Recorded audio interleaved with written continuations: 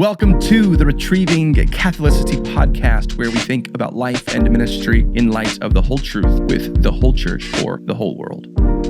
Hello and welcome back into another episode of Retrieving Catholicity. I am your host, Mason Ballard. I hope you're doing well. Today's episode, I want to think a little bit about one particular primary source, one particular lecture that I have recently found helpful. But before we get to that, I want to introduce this idea that one of the reasons that Catholicity is a doctrine that has practical significance is to confess faith in a Catholic church or a universal church or a whole church is to confess that there was a church before me, that there is a church around me, my church, a church around my church and me, and that there is a church that will yet be as long as the Lord tarries, right? So that means that those voices all matter in some sense, right? They have different authorities, different levels of maybe coherence with our own theological systems.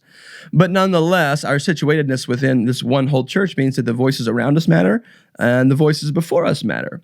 And so I just want to encourage you as you read old dead people, as you read church history, to say that as you read those people, it's an act of love and humility, and I'm arguing it's an act of Catholicity, because what you're doing is you are giving a microphone to somebody who can't still speak. It's the democracy of the dead, if you will. By reading older people, older books from people who have gone on to be with the Lord, we are bringing their voice into this world. And that comes with challenges, of course, but it also comes with opportunities. One of the challenges is that simply the further back a voice goes, and it can be difficult to translate that voice into our modern world. What would so-and-so say about AI? Well, oftentimes we have no idea. We can find some principles and work towards something, but people like to surprise us if you study history at all. But that's not to say it's a fool's errand. Again, as I want to make clear that there are principles and things we can learn that are so obviously not from this time period that it sets our minds and our hearts on things that are lasting, are true, and are good, when our minds are just so cluttered with the news feeds and timelines and the most urgent and pressing things. So sometimes reading older people, older books, won't be so much as a challenge of translation of bringing it in, but it'll actually bring some stunning and striking clarity, because it will help you sort of break a little bit out of the algorithm and think for yourself. And so many of you have pastors that you read or theologians that you read from the past, and I just want to make the case that that's valuable. It's a good thing. And so if you don't have friends that you read, you should. I was talking to a good friend of mine recently, and he was basically like, listen, man, like between C.S. Lewis and Dostoevsky, and I think there was a third person, we'll just say Calvin. I don't know if it was Calvin or not. Like, it's like, I could just read those three guys the rest of my life, right? Obviously, we should read broadly, but we begin to find friends, we begin to find helpful voices that we just engage with and read and go deeper in. And one of those voices for me has been obviously Charles Spurgeon. It's almost like a little bit ashamed to say that, one, because I look like him. I get those jokes all the time, right? If you ever see me starting a podcast that's like Spurgeon impersonations, check on me. Make sure we're doing okay. But I do get that I look like him, and that's kind of flattering, but also kind of not, but also flattering. I don't know, whatever. But he is a little bit of like, of course you like Spurgeon. Like he's popular amongst Baptists who hold to some sort of reformational identity, and for a reason, right? He is an unbelievable preacher, and I have just found him honest and refreshing. But the reason that Spurgeon has been a friend to me is that I met him before I knew who he was. And what I mean by that is I got a Kindle when I was I think I was a senior in high school. They made Kindles then, right? I'm not that old, right? I got a Kindle when I was a senior in high school. And I don't know why I downloaded a book by some guy named C.H. Spurgeon, but I did. I didn't know who he was. I really did not know who he was. But I downloaded a book called All of Grace, A-L-L, not Olive, All of Grace. And I read that, and it was as if God's grace made sense to me in a fresh and profound way. And so then I start Googling at the time, who is C.H. Spurgeon? And then I began to find, this guy is like one of the most famous preachers ever. So it's always funny when you read that. I also have a funny story of my dad, who I love to death. He's one of my, he's my hero and a role model and the best dad in the world.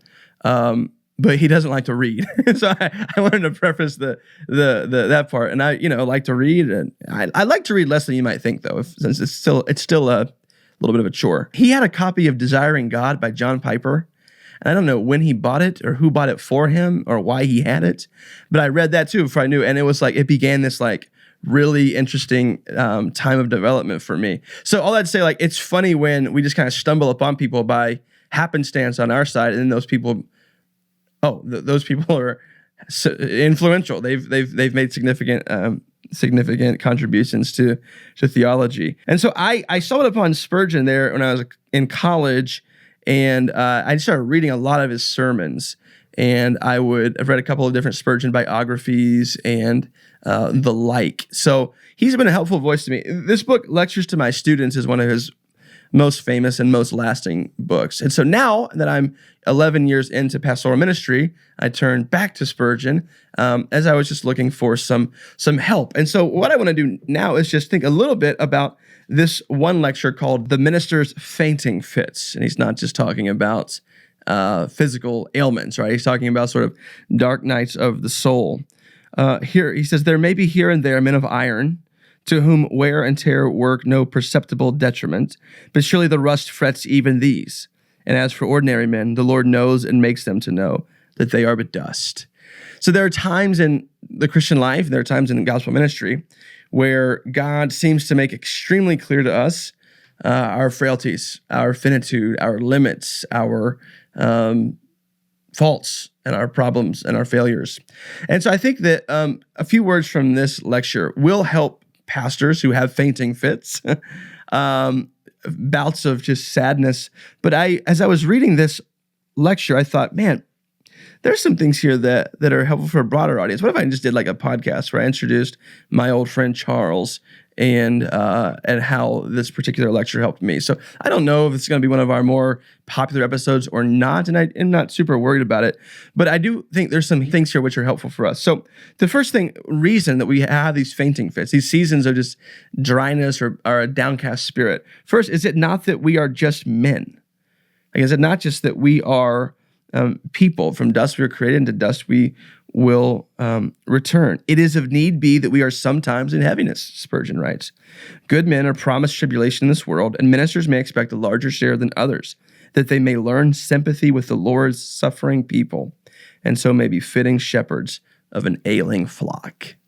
Fitting shepherds of an ailing flock. What a way to describe pastoral ministry, that God will beset us with our own suffering, our own struggles, so that as we lead the people of God, we lead them as those who are fellow strugglers, fellow sufferers, as those who are not immune to suffering. We all have met people, I think, that it seems like they've never suffered a day in their life, and you can tell. And then you meet people who, even if they do kind of come off a bit self-confident, like having a podcast, you can still see that God has brought them through something profoundly challenging, that our suffering makes us better leaders. Men subject to human passions, the all-wise God has chosen to be his vessels of grace. Hence these tears, hence these perplexities, and hence these castings down. The fact of these things, these castings down, these tears, these perplexities, these facts remind us that the all-wise God has chosen mere mortals to be his own. There's a funny thing Spurgeon goes on to say in this lecture too. Moreover, most of us are in some way or another unsound physically. So he says, here's another reason that we have these fits of just being down, is that we're just not very sound physically. And he makes a good point, and it's a true reality, that, right? True reality, redundant. It's true though that our spirits and our bodies are more connected than we often think, our souls and our bodies. And so if we don't eat well, we don't go outside ever, we don't exercise, we don't do any of these things, then there is a disposition that begins to foster in us. But he talks about the mental struggles of a minister of the gospel too. And he says, as to mental maladies, is any man altogether sane? Are we not all a little off balance? And sometimes I think it's just helpful to hear somebody who the world sees as successful and who's been gone a long time make a confession like, are we not just all a little bit crazy? Are we not just all a little bit insane. But then he follows that up with something I found profoundly encouraging. I think God tailors your path to your calling. And so I want you to hear that. If you're a pastor, if you're a church member, whoever you might be, that God tailors your path to your calling. These infirmities, Spurgeon writes, may be no detriment to a man's career of special usefulness. So in other words, just because you have these different ailments, physical, mental, whatever, spiritual even, that doesn't mean you're not called to these things God calls you to. They may even have been imposed upon him by divine wisdom as, here we go, necessary qualifications for his peculiar course of service. I want you to think for a moment about the things that really have caused great pain in your life, great struggling in your life, and I don't want you to minimize those things. I don't want you to rationalize those things in an unhelpful way, but I want you to ask God, how have you used these things to chart my peculiar path? That God uses our victories, yes, but he uses our suffering and our struggles as he charts our peculiar path. He goes on, as we're thinking about the fainting fits that we might have, these seasons of dryness, of despondency. So why do they come from? Well, the first thing they come from is that we're all men. We're unsound physically. Is any man altogether sane? Like our minds, our bodies, we're not perfectly working all the time in the ways that we would like. But he goes on to talk about the heaviness of some seasons of gospel ministry.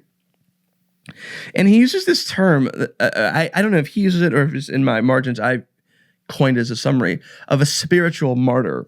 Listen to what he says. Grace has its triumphs still, and patience has its martyrs.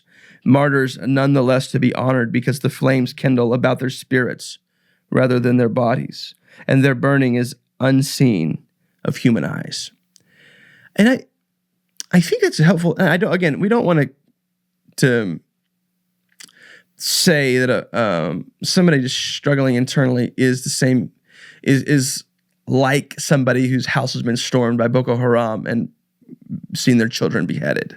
Yeah, I think those are two different things, and you have to be able to have categories for those two different things, of course. But this language, grace has its triumph and patience has its martyrs. Martyrs nonetheless to be honored because the flames kindle about their spirits rather than their bodies, and their burning is unseen of human eyes. I found that helpful to think about our own suffering and our own struggling in obedience to Christ as we learn to become a pastor, as we learn to become whatever, a healthy church member, and you start to enter into a difficult season of life and you feel like internally you're just struggling, that there's a sense in which that suffering is with Christ and for Christ, and that suffering is worthy of honor. Like stay the course, like think about, would you go die for Jesus? Well, in some sense, will you live for him in the middle of this pain? Will you live for him in the middle of this suffering? Another reason that ministers often have fainting fits, Spurgeon says, our work, when earnestly undertaken, lays us open to attacks in the direction of depression.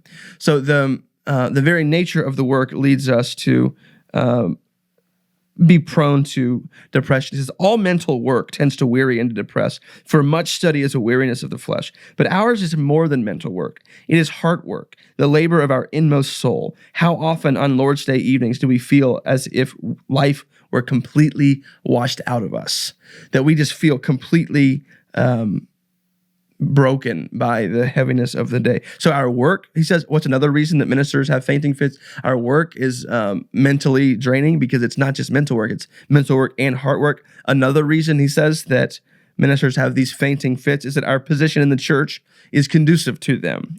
A minister fully equipped for his work will usually be a spirit by himself, above, beyond, and apart from others. And so he there goes on for several paragraphs to think about the loneliness that comes with being a leader in the church. He goes on to say, there can also be little doubt that sedentary habits have a tendency to create despondency in some constitutions. Sometimes we're just kind of lazy, and that laziness makes us tired. To sit long in one posture, over a book, over a quill, over a keyboard, right, can make us like that. But that's not very fun. That's not very exciting to talk about. So we'll just keep going. Here's another reason that I think is more helpful for pastors, church members, ordinary Christians watching this video, listening to this podcast. Why do we have these fainting fits? Before any great achievement, Some measure of the same depression is very usual. Surveying the difficulties before us, our hearts sink within us. Of course, as he's so prone to do, you can hear sermon writing like a preacher, using biblical examples. Here are some examples.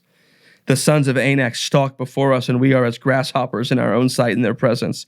The cities of Canaan are walled up to heaven, and who are we that we should hope to capture them? We are ready to cast down our weapons and take to our heels. Nineveh is a great city, and we would flee into Tarshish sooner than enter its noisy crowds. Already we look for a ship which may bear us quietly away from the terrible scene, and only a dread of tempest restrains our footsteps. So we look at the challenges in our life, and we begin to feel that we are so small and so unable to do the work that God has called us to do. Spurgeon talks about his own ministry. He had immense success at a very young age. He wanted to go back to what he calls village obscurity, or maybe move to America to find a solitary home in the backwoods, he says, where I might be sufficient for the things which would be demanded of me. In other words, I wanted to escape to something I had complete control over. How many of us feel that way?